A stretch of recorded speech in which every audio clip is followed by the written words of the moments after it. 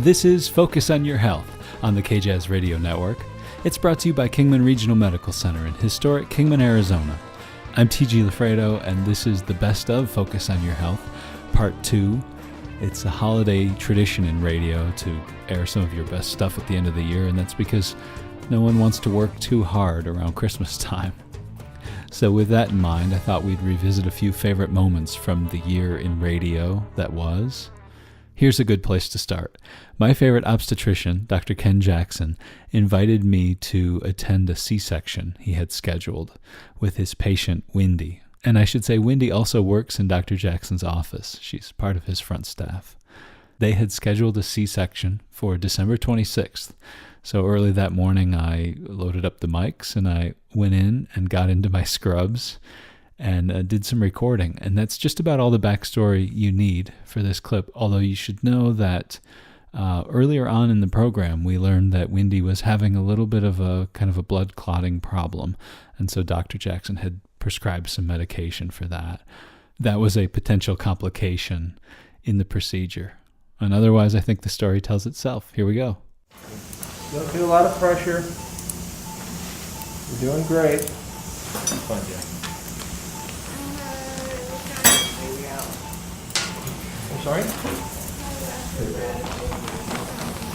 Not yet. There you got it. It takes a little longer the second time around because you've been there before. There's some scar tissue you got to go away.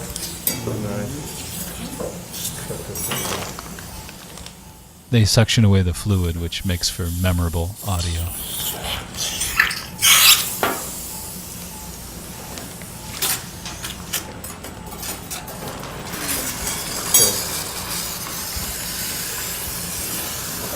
No pressure here, Wendy. Okay. Doing fine, dear. Okay. Can you feel the baby coming out? That's we're going to stand here and feel the doctor together. The baby's head is out. Head's out. Wow. Don't expect to be so big head. Up the cord. You'll go cry. Cord around his neck. And you turn it a little bit. Yeah. Okay.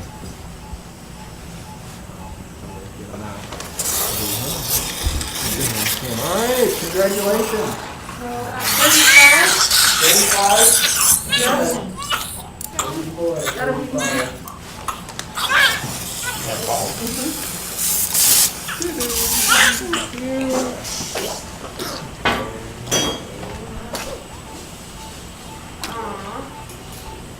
The baby falls quiet, and I'm waiting for a good loud cry.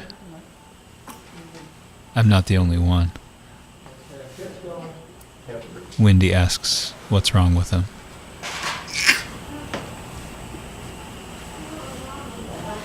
Nothing. You're doing great. Oh, that's what we want. Come here. There it is.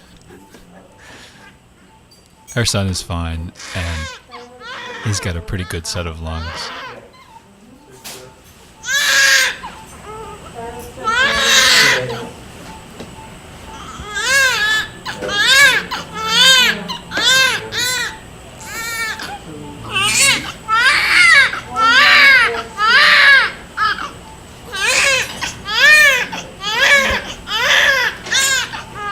Over here, Daddy.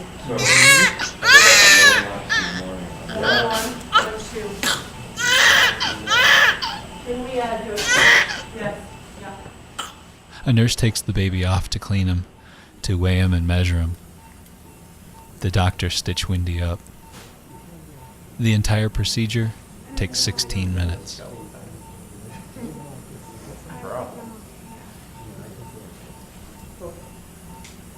The last question is how the blood thinners worked for Wendy. Dr. Jackson gives her his analysis. Hey, Wendy. Yeah. Very little bleeding. Ready to eat? I'm hungry. Yep. So I'll go out to breakfast.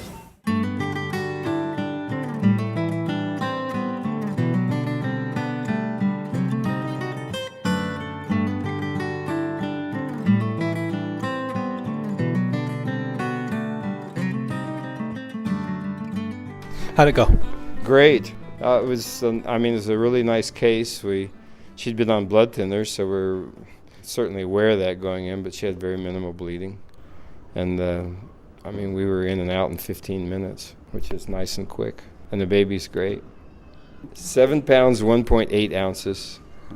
The APGAR scoring that we do on newborns was 9 and 9, which is great. And baby looks great post-delivery. So does mom. Perfect all around.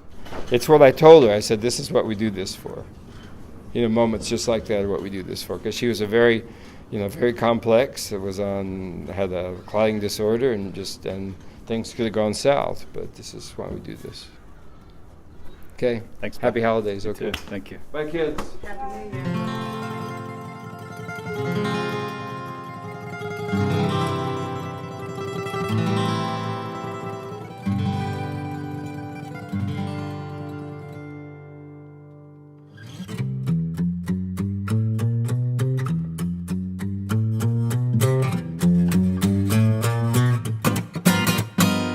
Last December, I was at the hospital working on the Christmas at KRMC edition of the program, and I was speaking with Terry Naylor. She's the Human Resources Executive Assistant there, and we were going over some of the different events going on at KRMC around Christmas.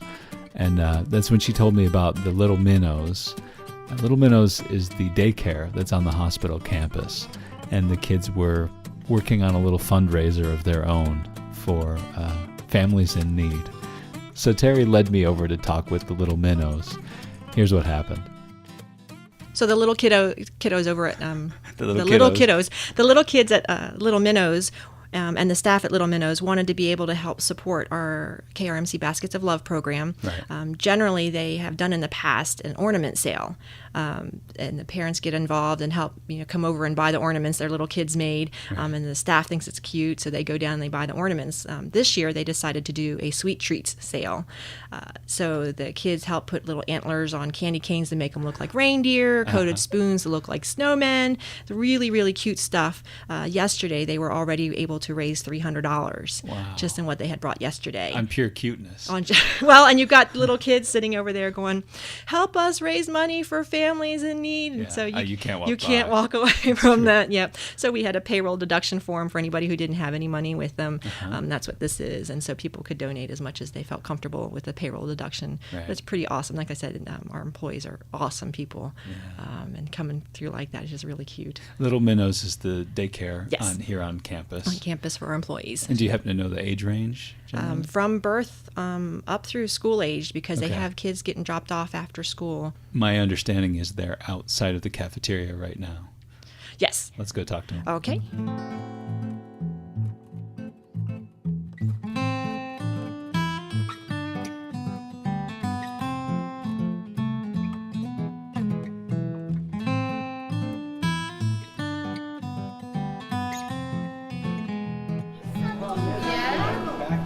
Hi there. Hi, how are you? This is TG. He would like to talk to you for just a moment. Would that be okay? Hi. What are you doing here today? Selling candy? And what's the candy for?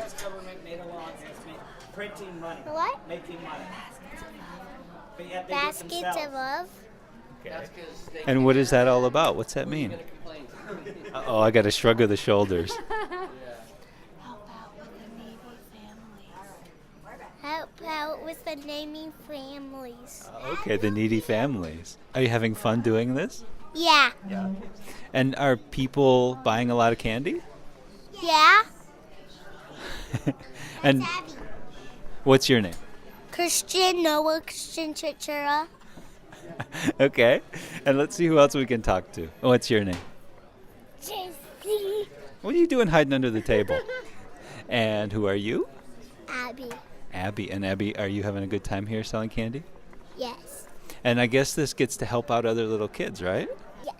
That's pretty cool. Well, thank you guys for all your work. I want to talk to you. Oh, you want to? Okay, what do you want to say? Do you have a little kid? No, I don't. You can buy whatever candy. Yeah, I will. I don't need to take candy to a little kid. I can eat it myself. No. Which one should I get? What do you recommend? These are yummy. What are they? marshmallows with a candy cane, and I don't know what this thing, big thing is. Oh, that's a Rice Krispie. Okay. And, All right. and someone with gingerbread man. And you have to give us $1. I do? Okay. You have to give us $1. I think I have $1. So if that's $1. your favorite one right there? Yeah. Okay. Whatever $1. Okay. You got it. That's also my favorite. That's your favorite? Yeah, me too. Okay. Well, I better take 2 of those. Okay. This one too. Do you want change? No, I don't need change. He said no. Thank you very much. Okay. Thank you guys.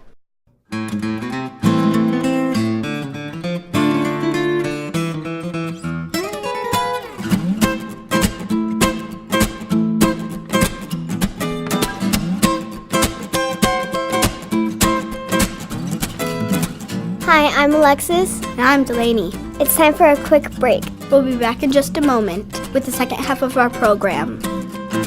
This is the K-Jazz Radio Network. Back to you, Rick.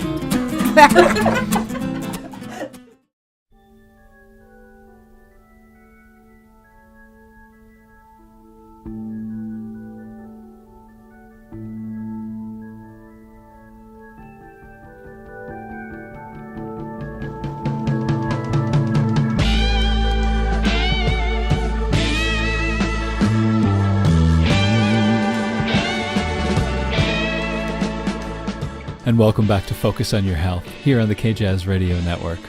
This is the Best Of program, Part 2. During the summer, I turned up at a medical conference down in Scottsdale, and I interviewed Will Humble. He's the director of the Arizona Department of Health Services. In this excerpt, he talks about the immunization rate in northern Arizona. When we first got together this morning, you said, we're talking about northern Arizona. I have some northern Arizona news for you. Shoot. Let's talk about the immunization rate. Yeah, well, one of the struggles that we've had as a state is that the immunization or vaccination rates in the northern part of the state are not as good as we like them to be. Okay. We've done some analysis with the University of Arizona looking at vaccination rates among kids over the last several years, and consistently we find that vaccination rates among kids in Yuma, Tucson, the southern parts of the state are awesome. Okay. We've got no complaints. I mean, vaccination rates are among the best in the whole country in southern Arizona. That's incredible. Which is really good. You move into the middle part of the state in Maricopa County, you start to see some slippage in vaccination rates, especially amongst kids that are homeschooled, kids that are enrolled in charter schools and private schools.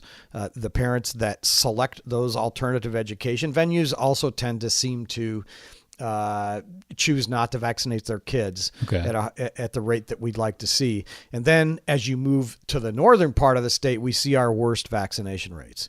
So the Flagstaff area, northern Arizona in general, have pretty poor vaccination rates when it comes to the number of kids that are fully vaccinated for all of the immunizations that keep not just them healthy, but the community healthy. And the reason that's important is that vaccines work because of something called herd immunity. In other words, the vaccine that you give your kids is going to protect your kids, but the important thing is that it protects other kids. Right. So that if measles virus from the Grand Canyon from a European visitor or something comes into your community, right, that even if there's an under-vaccinated kid in your classroom, if all the other kids are vaccinated, it doesn't matter. The virus has nowhere to go, right? So that's what herd immunity is, and that's why it's so important to keep vaccination rates high so that really infectious diseases like measles don't get a toehold in a community, because once that happens, it's really hard to eradicate. I mean, Europe has had horrible struggles, especially Switzerland, but all throughout Europe with measles. California has a measles epidemic that's been going on for years now. Yeah. Really expensive, bad outcomes, and avoidable if you can just have acceptable immunization rates. And so one of the challenges we face in our state is that the vaccine rates in northern Arizona aren't what we'd like to see.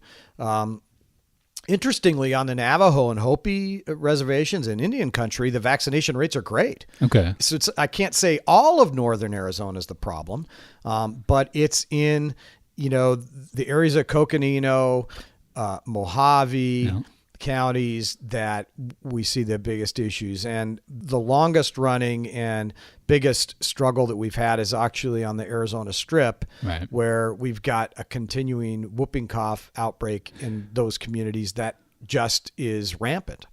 And it's a real struggle to get those vaccination rates up because it requires a community commitment.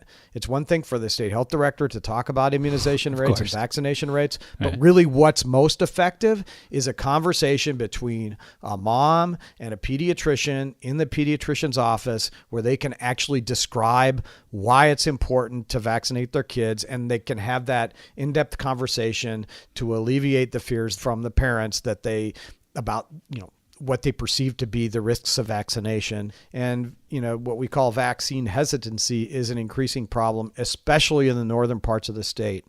The biggest challenges in the whole state are in the Sedona area, where we've got a school district that has very low immunization rates. And they're quite honestly at really high risk of at some point having a pretty bad measles outbreak in some of those schools in Sedona. And I don't want to make it sound like I'm bashing Europeans, but they come to the Grand Canyon and a lot of them get sick with measles because they're unvaccinated. Right. And there's people from all over the world up there, and that can spill into places like Williams and Flagg and Sedona, because the people that go to the Grand Canyon also, they stay in Williams. Flagg's an awesome place. They go there. They go to Sedona.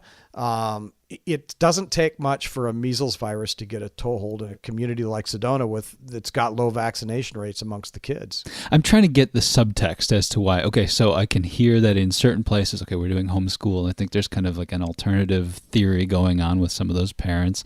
And then in Colorado City, I know there's probably some religious exemption that some of those people are claiming why they don't want the vaccines. I'm trying to figure out why, in general, Sedona, there's some kind of enlightened hippie, a flower child ideal that, we don't use vaccines. They're against nature or something like that. Well, what we see is that it's definitely related to income. Most things in public health, the poorer you are, the higher risk you are for stuff, right? Yeah, sure. Vaccines are the opposite. The higher income you are, the more likely you are to choose not to vaccinate your kids. But one of the ways I've been trying to frame this for communities like Sedona is to, instead of talking about why the vaccine protects your child, reframe it as a social contract that you have with your community, right? Because folks that, we were talking about the enlightened type, right? Well, they think of themselves as socially responsible. Yeah, part of a They web, might even right? be concerned about their carbon footprint or that kind of stuff, right? But when it comes to vaccinating their kid, they only see it as a personal risk rather than a community responsibility. So what I've been trying to do, and I wrote a little piece in the Red Rock, the newspaper up there and stuff, that talk about vaccination as a community responsibility and a social contract with your fellow human beings, rather than viewing it as something that's a personal issue. It's really not personal. Vaccines work, like we said earlier, because of herd immunity. Communities that are vaccinated are healthier. So it's really about community health, not individual health.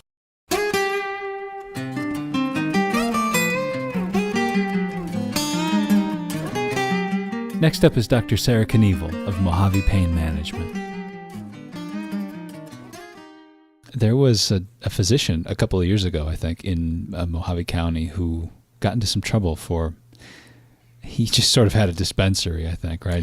Yeah, and I don't know too much about it. I haven't spoken with a lot of people in the medical community about it. Actually, I've learned more from reading the local newspaper. But my understanding was that and this is part of the problem, I think, that there was a large pendulum swing in the way that narcotics were prescribed starting about 15, 20 years ago. Before then, like we discussed earlier, people only got narcotics when it was in a cancer or a malignant setting, and we didn't really understand the long-term effects of narcotics at that time because, a lot of those people died. But there was a large push from the pharmaceutical industry for financial reasons to promote certain medicines that changed the prescribing pattern of people in the United States. And around that time, too, it was discovered that it could be very profitable to have what was called pill mills.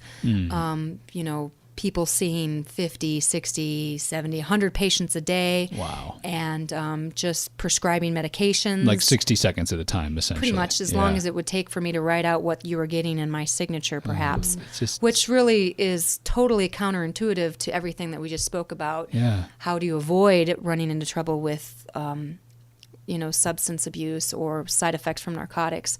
And I know that there was a gentleman who was practicing like that, and he did get in trouble for Medicare fraud because he was billing so high. He was billing at levels that he technically couldn't have ever really done in a 24-hour day period. Okay. Now, I do prescribe opioids regularly. It is a large portion of my practice, and I think that if they're managed responsibly and patients can tolerate them without a lot of side effects, I mean, they are a treatment option for chronic pain. I don't want to make it seem like I'm not, for prescribing narcotics, because the reality of my practice is that we do prescribe a lot of pain medicines. Right. But it's a very fine line how it's done appropriately. Yeah. And obviously that man who is no longer in our country, he was not doing it correctly. Yeah. So. I had a feeling, I didn't really know the details of that story, but I had a feeling it was something like that. I don't want to beat this topic to death, but I do want to ask you one other thing. I found this AP story from October of last year, and it begins like this. Los Angeles, the doctor convicted of killing Michael Jackson was released from jail Monday after serving nearly 2 years of a 4-year sentence. So then he was serving as Jackson's personal physician, and he was giving him Propofol. Thank you. Unmonitored. Propofol is a medicine that is traditionally used by anesthesiologists in an OR setting, which is one of the most controlled environments that we can create. Sure. Yeah. And the thought of using propofol in someone's bedroom without, significant cardiac or any other type of monitoring is damn near crazy. So it's surprising that he lived as long as he did on that type of treatment, because, it's just, like we said earlier, that's just outside of the scope of practice of what he should have been doing. All right, so what was he thinking? I think he wasn't. I think he was genuinely trying to help. I do feel that 95% of physicians who go to medical school aren't doing it because they want to mess people up. I'm sure. This is a lot of work to try and screw something up. I think he was really trying to do the right thing, but he probably got so wrapped up in the current circumstances that he really lost sight of what was going on. And just, obviously there's no checks and balances for a provider practicing medicine in someone's home. I mean, working in a hospital or a larger institution, there are, regulatory recommendations and other things that try to keep us in line. And I think he kind of lost sight of what his responsible treatment was there. Yeah, I kind of think if you're not going to do this service for us, there's another doctor who will. We're the Jacksons. I don't know. Maybe not. Maybe I'm... Quite possibly so. Maybe I'm wrong. It may have been a huge financial incentive for him, which is horrible to say, but that may have been a huge proponent of it, too. It didn't work out so well for anybody then, if that's the case. Not at all.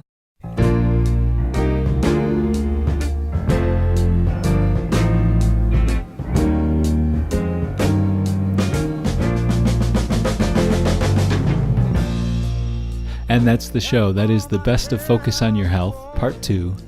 I'm TG LaFredo, and as we wrap up 2014, I'd like to take a moment and say thank you. Thanks to Tom and Nicole Erickson at the KJazz Radio Network. Thanks to Terry Williams and Scott Kern in KRMC Public Relations. Thank you to my friends at Telefunken Electroacoustic, makers of the world's finest microphones. And most of all, thank you for listening. I look forward to bringing you the program in the year ahead. Happy 2015, and we'll catch you in January.